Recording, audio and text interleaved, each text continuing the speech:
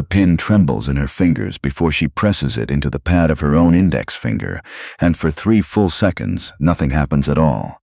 That is the part she will never be able to explain to anyone afterward. Not the blood, not the diagnosis, not even the 11 years that followed. It is the 3 seconds of silence from a nerve that used to answer instantly to the smallest touch. She sits in a physician's office on the 2nd floor of a stone building in Halifax in the autumn of 1905. 37 years old. A nurse who has spent 7 years administering to men in mining camps stretched along the eastern slopes of the Rocky Mountains, and she watches a small bead of blood rise on her own skin like it belongs to someone else's hand. The doctor does not need to say the word. She has already said it to herself, quietly, on the train coming east somewhere around Winnipeg, in the gray hour before dawn when the prairie outside the window looked like the bottom of an ocean that had dried up and forgotten what water was. Tuberculosis. Consumption. The white plague, the newspapers like to call it, as if giving a disease a color made it less patient. In 1905, it means something specific and something final. It means the sanatoriums, the isolation wards, the slow bleeding away of a life measured out in coughs and stained handkerchiefs. It means, for a woman in her position, the end of the work entirely, because who lets a consumptive nurse anywhere near the sick? She thanks the doctor. She puts her gloves back on with hands that do not shake nearly as much as they should, and on the walk back to her sister's house on Argyle Street, past the harbor where the gulls are working the fish markets, she makes a decision that she will keep from every person she loves for as long as it is physically possible to keep it. She does not tell her mother. She does not tell her father, a Baptist deacon, who has never in his life raised his voice above the volume needed to read scripture aloud at the supper table. She tells exactly one person, her younger sister Flora, and only because Flora catches her one evening coughing into a cloth she thought she had hidden well enough, and refuses to let the subject drop until the truth comes out between them, in the dark of a shared childhood bedroom neither of them has slept in for a decade. Her name was Eleanor Vane. She was born on the 9th of March, 1868, on a farm outside a small town in Pictou County, Nova Scotia, the 3rd of 6 children, and the only one who ever showed the faintest interest in books beyond what the one-room schoolhouse required. There is nothing in the record of her childhood that would have marked her as extraordinary. She milked cows before school. She read by lamplight after supper until her mother took the lamp away for the sake of the oil bill. She gave her heart to God in the language her family would have used at a revival meeting when she was 14, and unlike most 14-year-olds who make that kind of promise in a tent full of candlelight and hymn singing, she never once treated it as something she had grown out of. She trained as a schoolteacher because that was, in 1886, roughly the entire menu of respectable options available to an unmarried woman of modest means with an appetite for something beyond the farm. She taught for 4 years in a 2-room school near Truro, and by every account she was good at it. Patient with the slow readers, quietly fierce in defense of the children whose fathers thought school was a waste of a boy's working hours. She might have stayed there. Most people would have called that a full life, and meant it kindly. But something in Eleanor kept refusing to settle. It did not arrive as a vision or a voice from heaven. Nothing about her conversion to a different life had the drama that gets painted onto stained glass. It arrived instead as a persistent low-grade dissatisfaction with comfort, the sense that she was standing very still in a life built for someone who intended to keep moving. She read, in a Mission Society pamphlet passed around her church, an account of the coal mining camps strung along the Crowsnest Pass in the new province of Alberta. Ukrainian and Italian and Welsh families packed into shacks at the base of mountains, so steep the sun didn't reach some of the valley floors until mid-morning, and consumption moving through those camps the way fire moves through dry grass. Nobody trained was going out there. Nobody wanted to. She trained as a nurse instead, 3 years at a hospital in Halifax, and in the spring of 1898, at 30 years old, she boarded a train headed west with 2 trunks, a nursing certificate, and a version of a plan. She arrived at the mining town of Ashcroft Creek, a name that appeared on no map that mattered outside a 15-mile radius. a scattering of company houses and boarding shacks beneath a mountain the locals simply called the Wall. To find exactly what the pamphlet had promised and had somehow still failed to prepare her for. Children with the racking cough that never quite went away. Men who worked the coal seams by day and lay awake at night listening to their own lungs. A single doctor covering 4 camps, arriving on horseback perhaps once a fortnight, if the passes were clear. She did not arrive as a savior, and nothing in her private writing from that first winter suggests she thought of herself as one. She arrived exhausted, half frozen through her first Alberta winter, learning 3 languages badly enough to be occasionally useful and well enough to be occasionally embarrassed, and slowly, patient by patient, she became the person family sent for at 2 in the morning. It was during her second winter at Ashcroft Creek, in a letter to Flora, that has survived in a shoebox of correspondence passed down through the family, that she wrote the sentence that would come to anchor everything that followed. She had just come from sitting with a Welsh miner named Hugh through the last hours of his life, his wife too pregnant to manage the vigil alone, and Eleanor had held the man's hand until it went slack sometime after 4 in the morning. She wrote to her sister that night, not for anyone else's eyes, a single line that reads almost like a question she was still working up the nerve to answer. Who is coming for the rest of them if not us? She did not know yet that the question would eventually be asked of her own body. The disease had been working on her quietly for longer than she understood. Looking back at her own record afterward, she would identify a persistent tightness in her chest that she had blamed on the altitude, a fatigue she had blamed on the 12-hour days, a low fever some evenings that she had simply willed herself past, because there was always someone who needed her more than she needed rest. By the time she finally sat in that Halifax doctor's office in 1905, sent east on the insistence of a camp physician who had grown alarmed at the sound of her own lungs, the disease had already established itself. She had given up nothing yet, in the eyes of the world. She had given up marriage some years earlier without any particular drama, simply by choosing the camps over the 2 respectable proposals that had come her way in her 20s. She had given up the comfortable predictability of a schoolroom. Now, in that stone office overlooking the harbor, she understood she was being asked to give up something else. The last thing she had assumed was safely hers, which was time. She stayed in Halifax 6 weeks, long enough that her family assumed she was simply resting, long enough for Flora to argue with her nearly every night about what she intended to do next. Flora wanted her to stay. Flora, practical and clear-eyed in a way Eleanor sometimes envied, pointed out, correctly, that a nurse who could not stop coughing was of no use to anyone in a mining camp, that she would become the very thing the camps could least afford, another mouth requiring care in a place with no capacity to give it. Eleanor's answer, when she finally gave one, was not defiant. It was worse than defiant. It was calm. If I stay here, she told her sister, I become someone this family has to manage. If I go back, I become someone who is useful for however long I have left to be useful. I would rather be the second thing.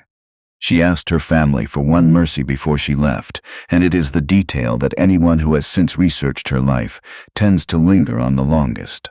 She asked them not to see her off at the station. Her mother wanted to come down to the platform with a shawl and a basket of food for the journey, the way she had every other time one of her children had traveled anywhere. Eleanor asked her not to. She told her mother it would be easier to simply walk out the door as though she were going into town for the afternoon. And her mother, not understanding the real reason behind the request, only sensing that her daughter needed it granted, agreed. She left the house on a Tuesday morning in late October, with 2 trunks, and did not look back at the window where she knew her mother was standing, because she had already decided that if she looked back, she would not be able to make herself get on the train. She traveled west with a young woman named Adeline Price, a teacher heading to a post in Regina, whom she had met by chance on the platform in Montreal. It was somewhere past Winnipeg, in a compartment lit only by the low lamp above the seats, with the prairie sliding by black and enormous outside the window, that Eleanor told a second living person the truth. Adeline had noticed the cough and, with the particular bluntness of a stranger you will likely never see again, had simply asked what was wrong. Eleanor answered her the way she had rehearsed it, in the fewest words possible, the way one might set down a heavy case for a moment before immediately picking it back up. She told Adeline about the physician, the pin, the 3 seconds of silence. No, that detail belonged to the other story. This was consumption, not the disease that took the nerves. She told her about the blood on the handkerchief and the word the specialist had used, and the decision she had already made regardless of what the word meant. Adeline asked her gently whether she had prayed for healing. Eleanor's answer, recorded almost word for word in Adeline's own diary decades later when a family member finally had it transcribed, was this: "I have prayed to be of use for as long as I am given. Healing is his business. Usefulness is the part I can still see to myself." Before she left Halifax, Eleanor had found a verse she had never paid particular attention to before, tucked into the back half of Isaiah, and had copied it into the front cover of the small Bible she carried in her coat pocket for the rest of her life. "When thou passest through the waters, I will be with thee, and through the rivers, they shall not overflow thee. When thou walkest through the fire, thou shalt not be burned." She would return to that line more times over the following 4 decades than any other sentence she ever read, scripture or otherwise. She underlined it so many times over the years that the page eventually tore along the crease, and she mended it with a strip of medical tape taken from her own supply kit. She arrived back at Ashcroft Creek in November, 3 weeks before the camp doctor had expected her, and told no one but the doctor himself what the specialist in Halifax had said. He examined her, confirmed what she already knew, and, because he understood exactly what kind of woman he was dealing with, did not waste breath arguing with her about leaving. What followed was, by any honest account, brutal. The first 2 years back at Ashcroft Creek were the hardest of her life, and she was fighting 2 wars simultaneously. The one against the disease steadily working through her own lungs, and the one against everything the camps kept throwing at her. Diphtheria outbreaks, a mine collapse that killed 11 men in a single afternoon, a winter so severe that 3 infants in the camp died of exposure despite everything she and the other women could improvise in the way of heat. She worked 12-14 hours some days, climbing between the scattered camps on a mule she'd named Solomon because, she told people, he was the only creature up there wiser than she was about how to pace himself on the mountain.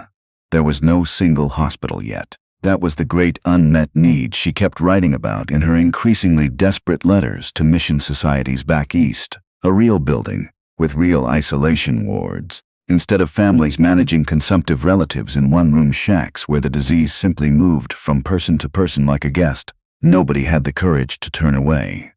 She began, almost by accident, to build one. It started with a single cabin she convinced the mining company to hand over. A bunkhouse no longer in use. Condemned for structural reasons the company had no interest in repairing. Eleanor repaired it herself, with the help of 2 off-shift miners she'd nursed back from pneumonia the winter before, who felt they owed her a debt and worked it off with hammers and salvaged lumber. By the spring of 1908 she had 4 beds. By 1910 she had built, argued, and begged her way to 19. She named the place Cathedral Ridge, after the shape of the mountain wall behind it, which caught the morning light in a way that made the exposed gray rock look, for about 40 minutes each sunrise, almost gold. Patients who arrived expecting a place of dying often wrote, later, of their surprise at finding a garden instead.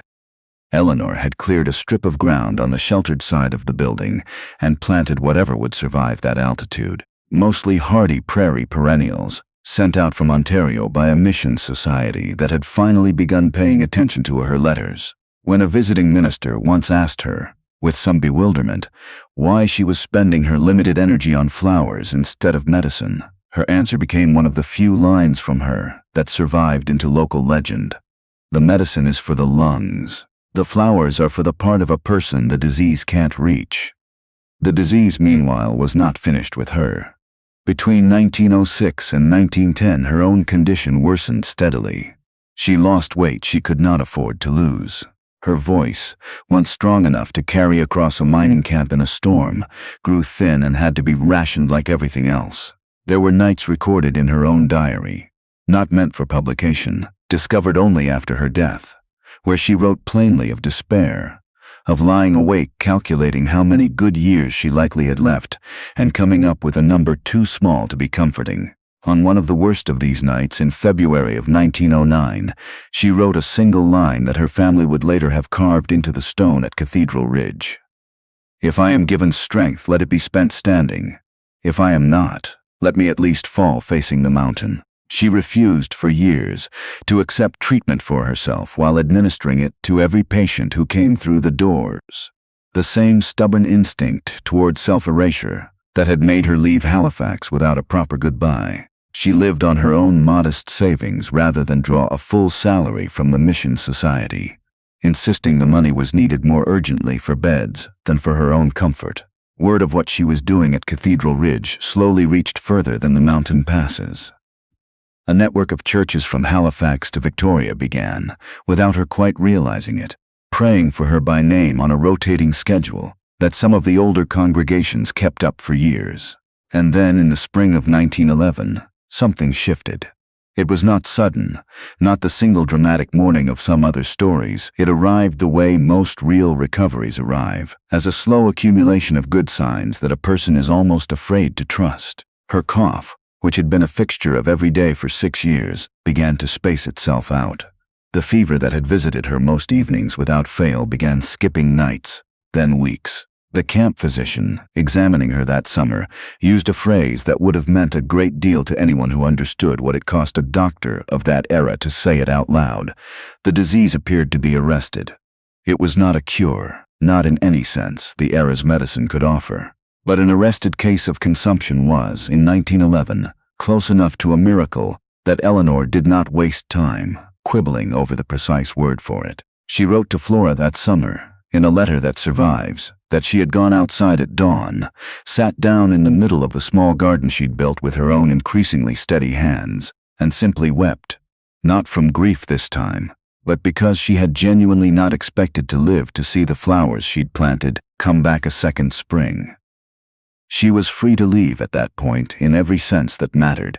Her family had never stopped asking her to come home. The Mission Society would gladly have found her a gentler post somewhere in the East, or even simply released her to a quiet retirement funded by the very donors who had spent 6 years praying for her survival. Nobody would have called it a failure. Nobody would have thought less of a woman who had already given 13 years of her health to a mountain that was not, by any accounting, obligated to keep taking more. She did not leave. She went home once, in 1919, for a visit of several months, long enough to see her father in the final year of his life, long enough to sit at her mother's kitchen table and eat a meal she had not had to cook or ration in over a decade. Her mother asked her, near the end of that visit, whether she intended to stay this time. Eleanor's answer was gentle but final, the same shape of answer she had given 14 years earlier on the way out the door. Her work at Cathedral Ridge was not yet finished, and she suspected it would not be finished this side of whatever came after this life. She went back west that autumn and never returned to Nova Scotia again. The decades that followed were not dramatic in the way the first 13 years had been. That is, in some ways, the truest and least tellable part of her story. The sheer accumulated weight of ordinary, unglamorous decades. Cathedral Ridge grew from 19 beds to over 60.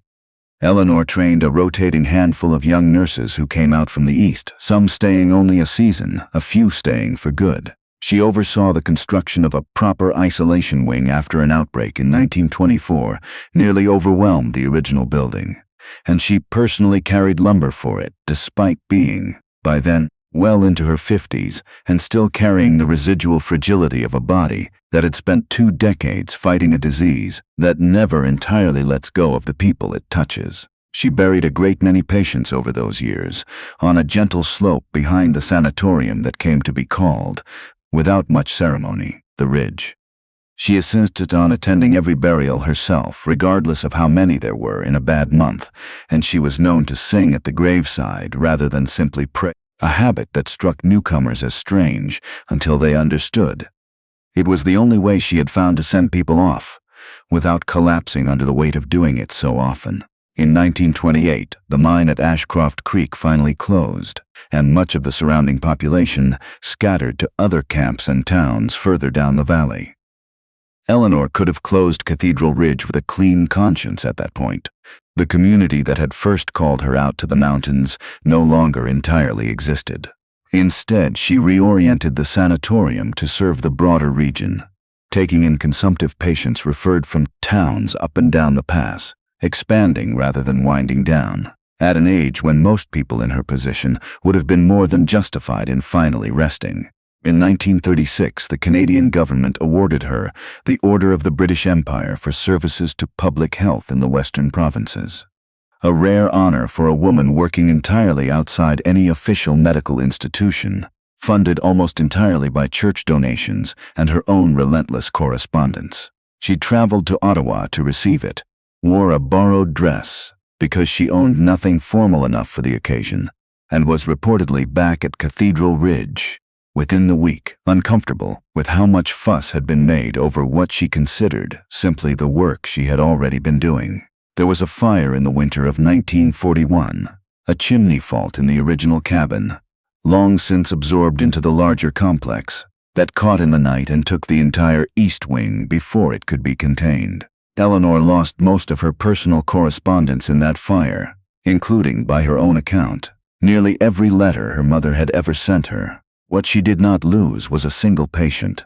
The evacuation, led by a woman then in her 70s, went off without a death, though 2 nurses suffered burns helping carry bedridden patients into the snow. A former patient, a Ukrainian miner named Yuri, who had lost most of the use of one hand to a childhood injury long before his lungs ever troubled him, wrapped his own coat around Eleanor's shoulders as she stood watching the building burn, and told her, in the broken English he'd picked up over years at the sanatorium, that they would build it back, because she had built all of them back first. She wept that night, she wrote later, not for the building but for the plainness of the kindness itself. She stepped back from the day-to-day running of Cathedral Ridge in 1946, at 78, handing the administration to a younger doctor who had trained under her for nearly a decade. She did not leave the mountain. She kept a small cabin near the main building, kept visiting patients until her legs genuinely would not carry her the distance any longer, and kept, until the very end, the small mended Bible with the taped-together page in Isaiah on the table beside her bed. Eleanor Vane died at Cathedral Ridge on the 4th of June 1951, at the age of 53 years after she first arrived on the mountain as a 30-year-old nurse with 2 trunks and a plan that had already begun quietly falling apart before she'd even unpacked them. She had spent 46 of those years living with the after-effects of a disease she was never entirely rid of, in the technical sense, and every one of those years doing work that the disease was supposed to have ended before it properly began. Her funeral was held outdoors on the slope behind the sanatorium, where she had personally overseen so many other burials, because no building on the mountain could hold everyone who came. Miners who had aged out of the industry decades earlier made the trip up from towns along the pass. Former patients, some of them grandparents themselves by then, stood in the same field where they had once arrived as frightened, coughing strangers. She was buried facing the mountain wall she had named the place for, the one that still, on clear mornings, turns gold for about 40 minutes before settling back into ordinary gray stone. The sanatorium was renamed the Eleanor Vane Memorial Hospital not long after her death, and though the building itself was eventually absorbed into the regional health system, decades later, as tuberculosis receded from a death sentence to a treatable illness, the name has never been taken off the property. The garden she planted with her own hands, or some version of its descendants, is still tended by hospital staff along the same sheltered wall. There is a particular kind of person who reads a life like this one and looks for the secret, the technique, the strategy, the formula that could be extracted and applied elsewhere, as though endurance were a recipe someone simply forgot to write down properly. Eleanor Vane would likely have told you there wasn't one. She was not, by her own repeated insistence, especially brave. She wrote candidly more than once of being afraid, of the disease, of the isolation, of the particular loneliness of a decision nobody around her fully understood. She was not strategic. She built a sanatorium the way most difficult things get built, one exhausted decision at a time, with far more improvisation than planning. What she had, as far as anyone can tell from the record she left behind, was a single sentence she had decided, very early and very deliberately, to keep believing longer than she kept believing anything else. A promise about water and fire that she had copied into the front of a small Bible before she ever knew exactly how much water and fire her own life was going to require of her. She returned to it, by her own account, on nearly every difficult morning for 46 years. It did not make the disease disappear. It did not make the mountain any less steep, or the winters any less brutal, or the losses on that hillside any less real. It simply gave her somewhere to stand while she kept doing the work anyway. She used to tell new nurses arriving at Cathedral Ridge, in the years before her legs finally gave out, that the mountain did not require them to be fearless. It only required them to keep climbing on the mornings when they were afraid. Somewhere on that ridge in western Alberta, past the point where the road runs out and the walking begins, the garden she planted is still coming up gold every spring, in a place that was never supposed to hold anything but the dying, because a schoolteacher's daughter from Nova Scotia once decided that beauty and suffering were allowed to share the same address.